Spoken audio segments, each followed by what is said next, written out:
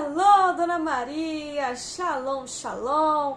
Que bom ter você aqui comigo mais uma vez para estudarmos o primeiro livro de Samuel. Convido você que ainda não acompanhou o primeiro e segundo vídeo que explica do capítulo 1 ao capítulo 3, mais o contexto histórico, que procure aqui no canal do YouTube Leiane Marinette TV, porque hoje nós vamos adentrar no capítulo 4, 5 e 6, um capítulo muito lindo que traz realmente a presença de Deus e demonstra o poder dele sobre as nações. Também vou contextualizar você como nós estamos fazendo. A gente se inscreve no canal, faz a oração inicial, lê a passagem nos pontos principais, abordando a explicação histórica e também, que eu acredito, espiritual.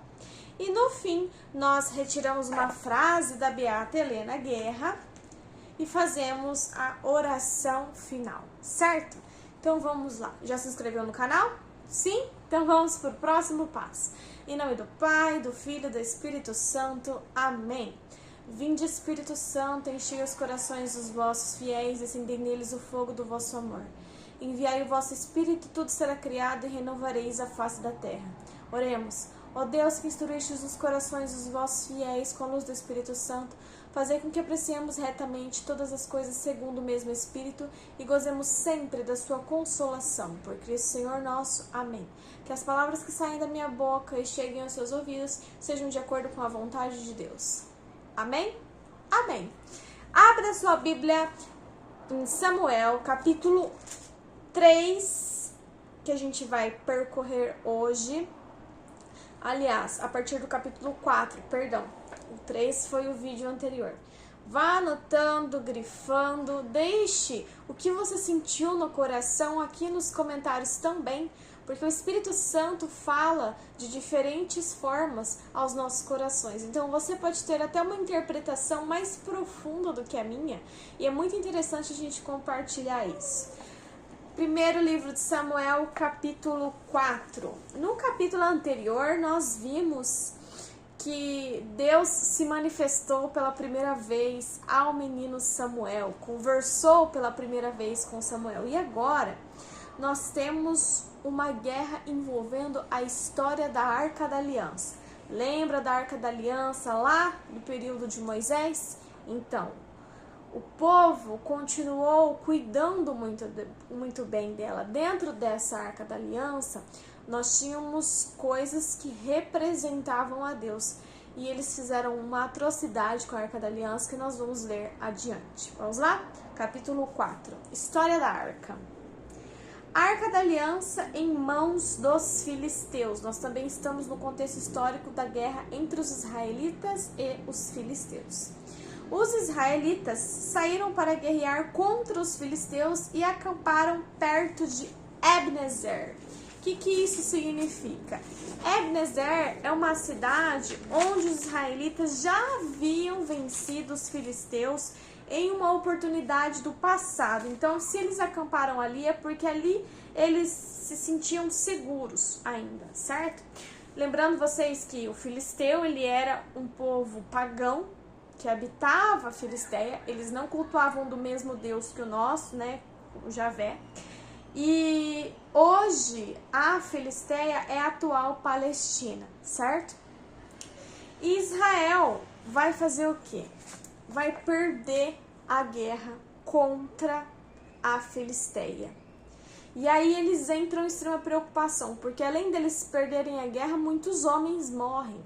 Eles voltam para a cidade deles e decidem fazer o seguinte: vamos pegar a Arca da Aliança, que tem a presença do próprio Deus, e levar para o campo de batalha. Levando para o campo de batalha, Deus vai estar com a gente e a gente vai ganhar a guerra. Então, olha só que audácia. Eles usaram do poder de Deus, como se Deus fosse o servo deles, levando Deus para o campo de batalha, como se eles mandassem em Deus, porque já era da vontade de Deus que a Arca da Aliança, ou seja, a sua presença como forma representativa, ficasse em Silo, na cidade de Silo. Deus havia ordenado e conduzido para que ficasse lá. E eles, por vontade humana, né, por essa guerra, esses conflitos eles aconteciam por a ambição dos líderes na época, por território, por poder, tiraram a arca de onde Deus havia ordenado estar por conta própria. Então, como se eles estivessem mandando em Deus, certo? E levaram para o campo de batalha. O que vocês acham que aconteceu? Vocês acham que eles ganharam a guerra?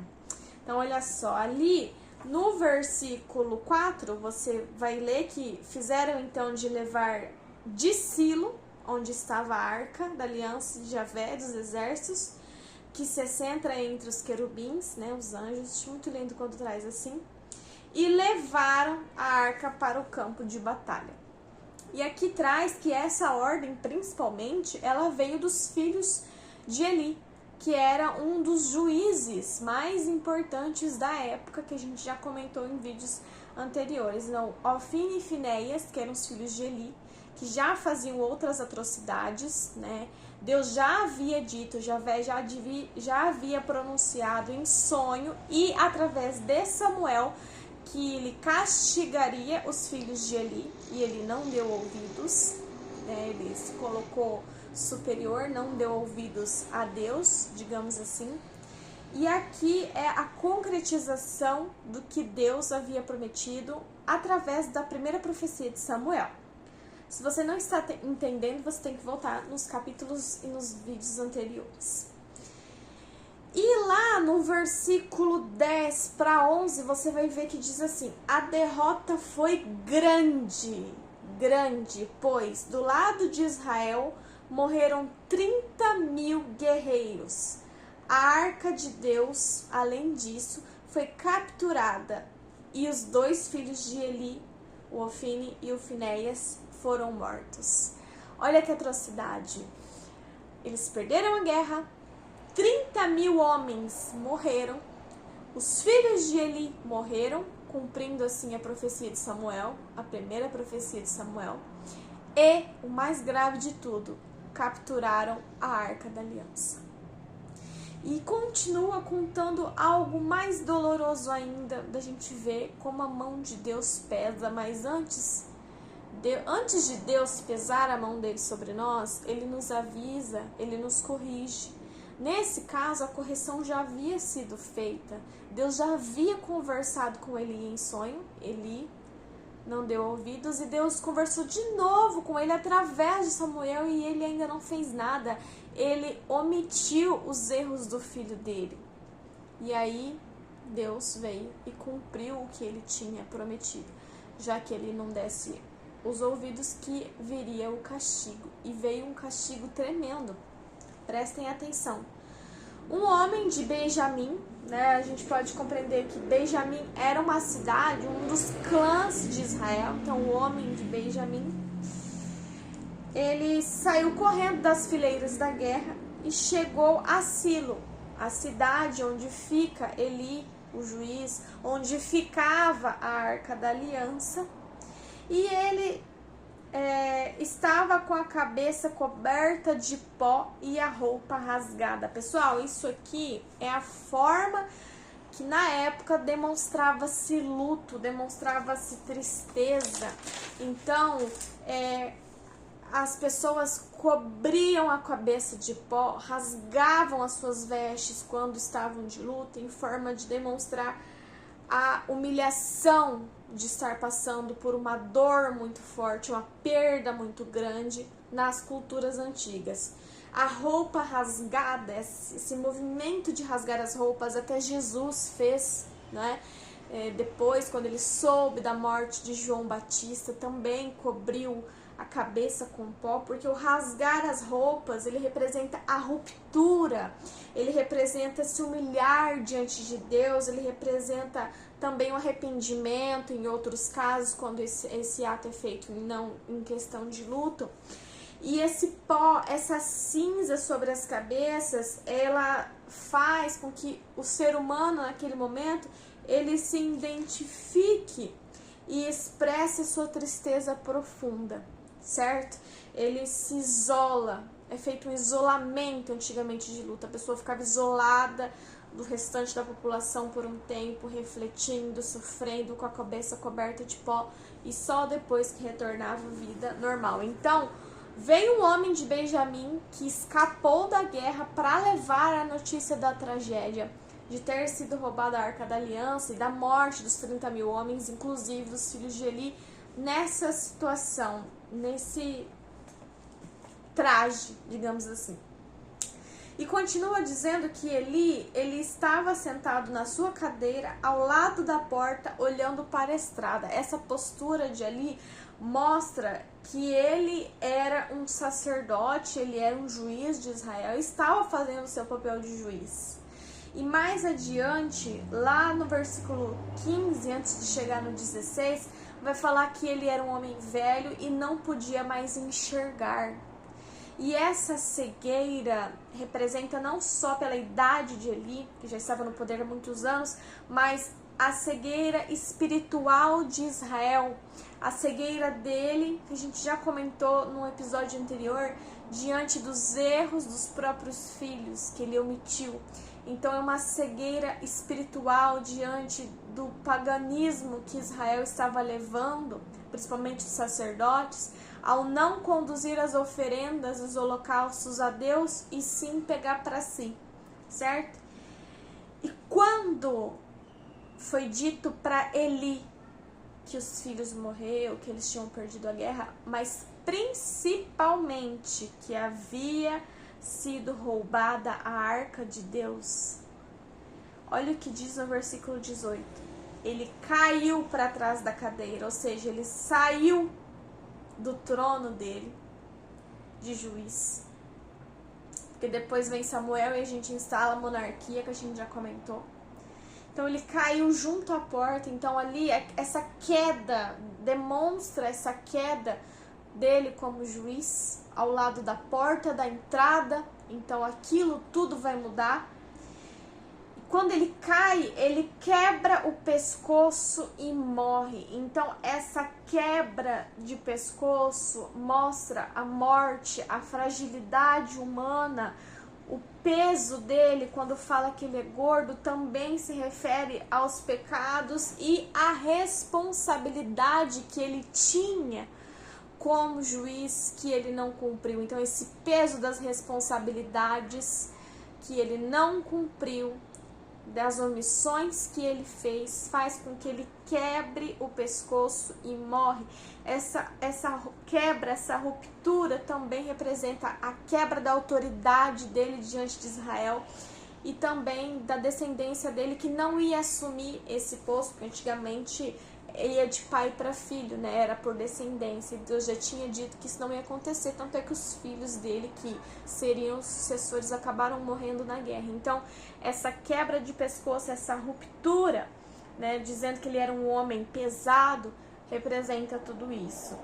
E então, a esposa de um dos filhos de Eli, que estava grávida, de uma gravidez prematura, assim que ela ficou sabendo, vocês vão ver nos versículos adiante, a partir do versículo 19 mais ou menos, vai morrer também no parto. Ela vai entrar em parto prematuro, é um menino, e ela não se alegra por ser um menino, nem mesmo por isso, porque seria um sucessor se o marido dela não tivesse feito tanta coisa complicada, tanta coisa errada. E inclusive ela dá um nome pro filho antes de morrer. E esse nome é Icabod. Icabod. Não sei se é assim a pronúncia, tá? Me perdoe quem souber falar bem esse idioma. Esse nome, ele significa a glória se foi de Israel. Israel não tem mais glória diante de tudo que aconteceu. Indo para o capítulo 5, a gente tem em paralelo o que estava acontecendo lá com os filisteus. Aqui no povo israelita havia um luto tremendo, uma tristeza profunda por tudo que aconteceu. E a Filisteia estava com a Arca da Aliança, mas eles eram pagãos, eles não acreditavam no nosso Deus, eles tinham os deuses deles. O que eles fizeram? Eles pegaram a Arca da Aliança e levaram para a cidade de Azoto, que era uma das 5 cidades da Filisteia. Inclusive depois vai ter uma migração da Arca da Aliança por essas cidades. E em Azoto eles tinham um templo para o deus deles, e esse deus era Dagon. Dagon, ele era uma divindade filisteia, na época cultuada, que era associada ao mar, à pesca, que era da onde esse povo tirava o seu sustento. Então era um deus que era metade homem e metade peixe, que estava ligado intrinsecamente a esse mar, essa fertilidade, certo? E aí, na tentativa de demonstrar que o Deus deles era superior ao nosso Deus, já que eles tinham ganhado a guerra mesmo, o povo israelita tendo levado a Arca da Aliança no campo de batalha, eles colocaram a Arca da Aliança dentro do templo deles, templo pagão. E o que aconteceu? Gente, eu chego a me arrepiar, eu já li isso umas 10 vezes, eu acho. Não sei quantas, mas eu já li bastante vezes. Quando eles acordavam de manhã, a estátua do Deus deles estava caída na soleira da porta, no chão, representando a força do nosso Deus diante do Deus deles, de forma que a estátua caída demonstra uma reverência. E eles levantavam e no outro dia caía de novo. Depois de tentarem fazer isso várias vezes, numa outra manhã seguinte, quando eles se levantaram, além da estátua estar caída de bruços, as mãos e a cabeça estavam cortadas. Novamente a gente mostra essa ruptura, porque na guerra eram cortados os pescoços, as cabeças rolavam, e eram cortadas as mãos. Então Deus demonstrou a força dele, que ele permitiu que a Filisteia ganhasse a guerra por estar castigando Israel, mas ele ainda era o Deus soberano, e demonstrou isso derrubando a estátua de Dagon e cortando-lhe as mãos e a cabeça. Não arrepiou? Porque me arrepiou. E profundamente mais à frente, eles tiraram a Arca da Aliança de lá, ficaram com medo e levaram para outro lugar, certo? Levando para outro lugar, para a cidade de Gat, que é outra cidade ali da Filisteia, e depois levaram para Acaron. O que aconteceu? As pessoas começaram a ficar doentes. As pessoas começaram a ter tumores. Então vocês vão ler ali, ó, a Arca de Israel não deve ficar conosco, pois a mão dele está pesando contra nós. As pessoas falavam isso. Tem vários versículos das pessoas se lamentando, com medo do Deus de Israel, com medo do nosso Deus de Javé. Vocês vão ver que, além disso, também houve grande pânico na cidade. A Bíblia traz, ó, houve um grande pânico porque Javé feriu com tumores. Tumor, as pessoas ficaram com tumor. Toda a população, tanto as crianças, até as crianças foram atingidas, quanto os adultos. Quando eles levaram para outra cidade, o povo dessa cidade já estava protestando. Por que vocês trouxeram a Arca desse Deus de Israel aqui? Você quer matar todo mundo? O que vocês estão pensando? Devolve isso para os israelitas. Eles vão destruir nossas famílias. Esse Deus vai destruir as nossas famílias. Então mostra que mesmo não sendo o Deus deles, eles estavam com medo. Eles já tinham esse medo que vinha anteriormente de toda a força que Deus acabou com os egípcios na época que libertou os hebreus. Eles já conheciam da história, não fazia tanto tempo assim que tinha acontecido, e Deus já estava castigando eles, porque não era de ordem dele que a Arca da Aliança ficasse em mãos pagãs. Então Deus puniu mesmo. E aí o que eles decidiram fazer? vamos devolver a Arca da Aliança para os israelitas, que é o que vai representar no capítulo 6, antes que mais gente fique doente, antes que apareça mais ratos na cidade, antes que acabe com todos nós. E aí eles foram e se consultaram ali com os sacerdotes adivinhos. Você vai ver que a Bíblia traz adivinhos, porque na época não se utilizava a terminação profeta, né? Então, adivinhos, eles foram lá e se consultaram com os adivinhos. E os adivinhos orientaram o que eles tinham que fazer para devolver a Arca da Aliança. Vocês vão, façam estátuas de ouro representando as 5 cidades. Essas estátuas de ouro têm que ser em formato de ratos e de tumores, que foi o que assolou vocês. Preparem ali os melhores animais para oferecer em holocausto. Então, novamente, a gente vê uma forma de culto diferente da que temos hoje na nossa cultura. Eles queimavam o melhor animal, aquele animal mais precioso que tivesse. E façam o seguinte, coloquem a Arca da Aliança na carroça e deixa a vaca seguir o caminho que ela quiser. Se ela for em direção a Bet-Sames, não sei se é assim que pronuncia o nome da cidade, tá? Me perdoa se for diferente. Se ela for em Bet-Sames, né, onde pertence a Israel, onde antes a gente tinha ali a instalação de Josué no passado bíblico, é porque foi Deus mesmo que castigou vocês e é da vontade dele que vocês devolvam essa Arca da Aliança. Agora, se a vaca for para outra direção, é porque foi só tudo uma coincidência e esse Deus deles não tá com nada e vocês seguem a vida de vocês. E aí eles fizeram isso, seguiram as orientações dos sacerdotes. E adivinha? As vacas foram mugindo, sem mudar de direção para a direita ou para a esquerda. Vai estar escrito isso aqui em algum versículo, tá? E chegou até Bet-San. Quando chegou nessa cidade, elas pararam, significando que era ali que a Arca da Aliança deveria ficar.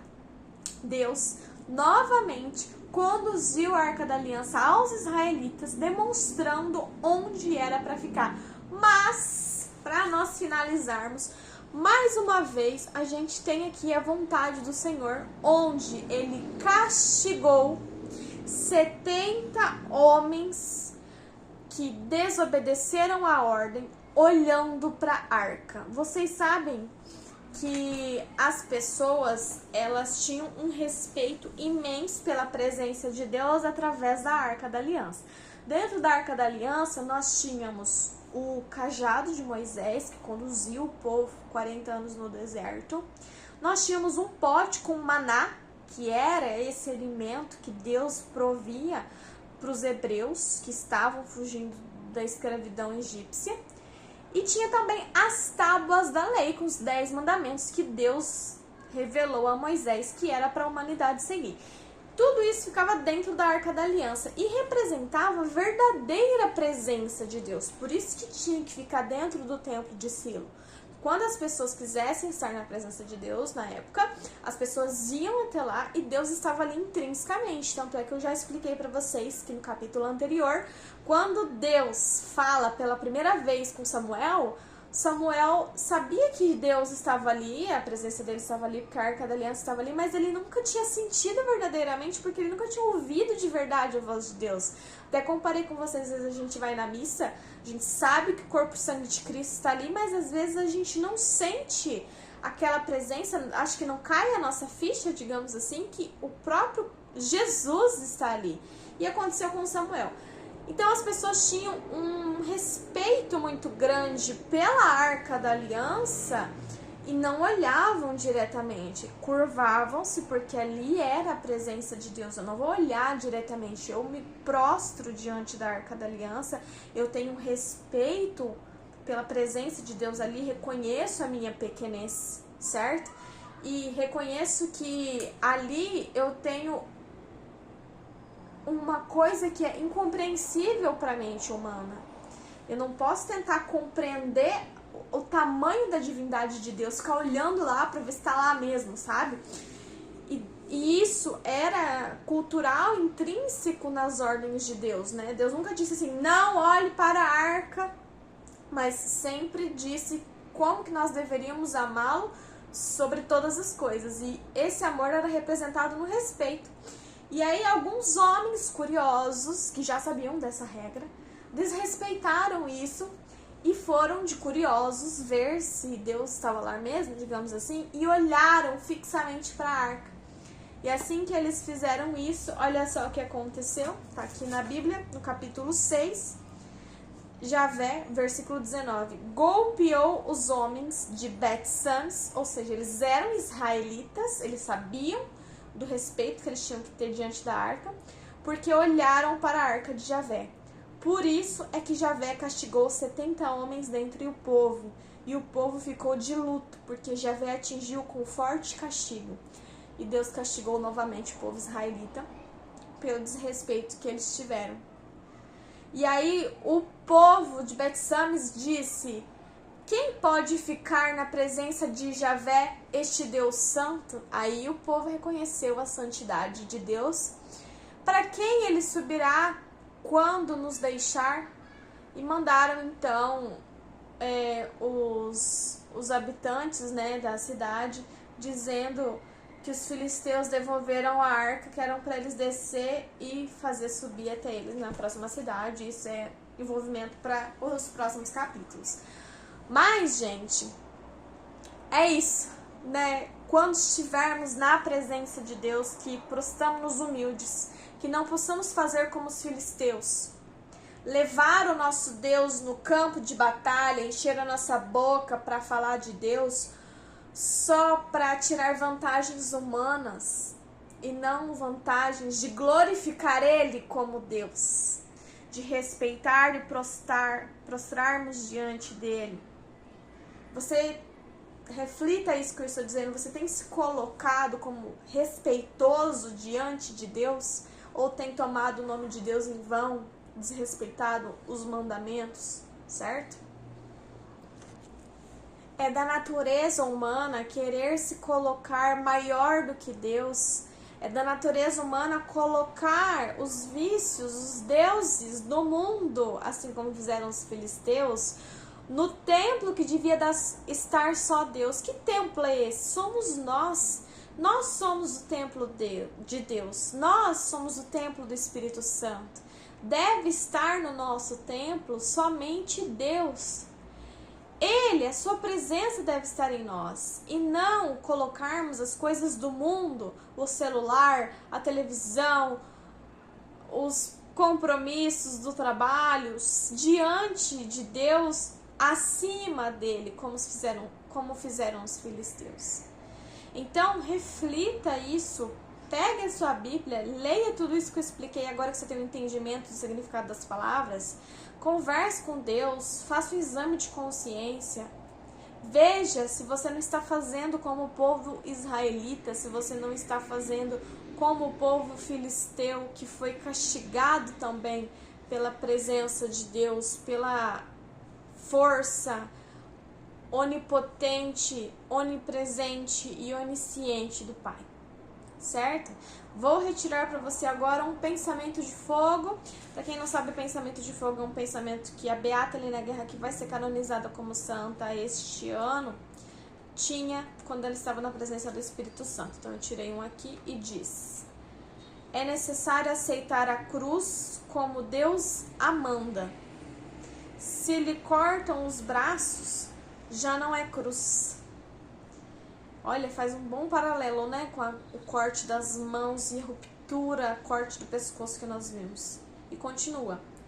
E é o mesmo que cortar os braços à cruz, o não querer aceitá-la como todas as consequências.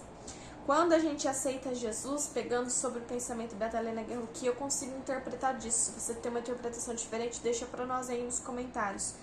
Quando nós aceitamos a cruz, ela vem sim com certas dificuldades, digamos assim, que os cristãos têm que passar. Hoje em dia, falar que é cristão é motivo de ser zombado, de ser criticado. Aliás, há muitos anos os cristãos sofrem muitas perseguições, são até mortos, como é o caso dos mártires.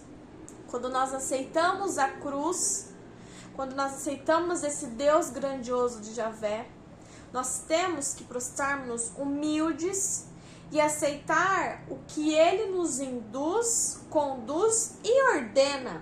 Nós estamos numa sociedade que as pessoas acham que Deus é liberal, Ele permite tudo, o que importa é só ter amor no coração e mais nada. E não, gente, Deus tem regras.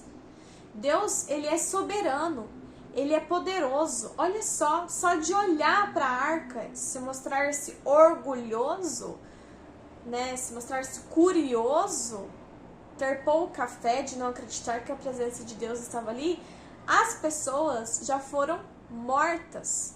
Javé golpeou elas, a cidade ficou em luto. Então, veja bem, Deus, Ele é paciente conosco, igual Ele foi paciente com Ele nos corrige. Mas quando Ele precisa conduzir de forma mais intensa, digamos assim, Ele conduz. A Bíblia traz de ponta a ponta qual é a vontade de Deus e qual é a consequência de não seguir essa vontade. Então, se você diz que é cristão, não tem como você ser um cristão sem os braços de Jesus na cruz. Se você tira os braços, não é Jesus, não é Cristo, não é cristão. Não tem como você ser cristão pelas metades. O povo israelita acreditava num Deus único e verdadeiro, que era Javé, mas pelas metades. E nós fazemos a mesma coisa quando dizemos que somos cristãos. Então, reflita isso nesse pensamento de fogo da Beata Lélia Guerra e nessa leitura que nós fizemos orante, explicativa dos capítulos do primeiro livro de Samuel. Amém? Senhor Deus, governa a nossa vida para que sejamos obedientes a Ti, para que não possamos cometer os mesmos erros que os israelitas e os filisteus, para que sejamos sinceros e honestos, para que não enchamos a nossa boca para falar de Ti, para benefício próprio e humano, mas sim para sempre vos glorificar, prostrando-nos como humildes e sinceros de coração. Amém? Amém. A gente se vê nos próximos capítulos. Muito obrigada, pessoal.